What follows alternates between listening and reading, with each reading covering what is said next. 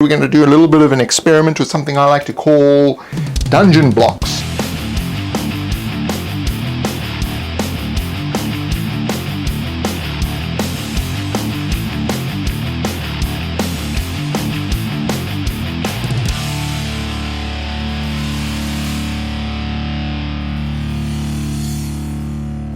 Okay, dungeon blocks.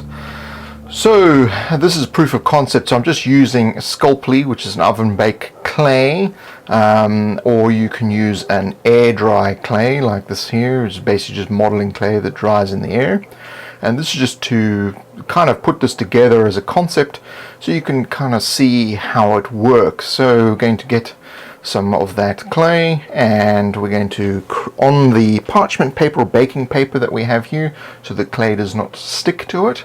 It's also called wax paper, and a variety of other names as has been established in the comments and Facebook messages and emails and SMSs and a variety of other communications via Twitter and Google+, Facebook and email. Yes, there are probably about 40 different names for that stuff. So we're going to grab enough to create a square which is 1 inch by 1 inch and ½ inch thick. So that's why I've drawn the lines on the parchment paper to make sure I'm getting the right sort of size, and then I'm just using a plastic knife to flatten it out, and I'll put some detailing on there as well.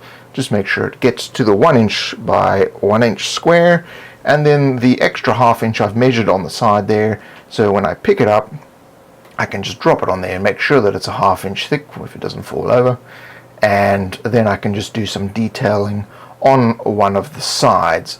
Now if you want, you can go further than this. This again is just proof of concept. You can do details on both sides of the thing. I'm just going to do it on one side. I'm going to make it look like some stone work. So it could be either a floor or a wall, and that's, you'll see why when we put it together, why it could be both a floor and a wall. So this is a very, very simple idea.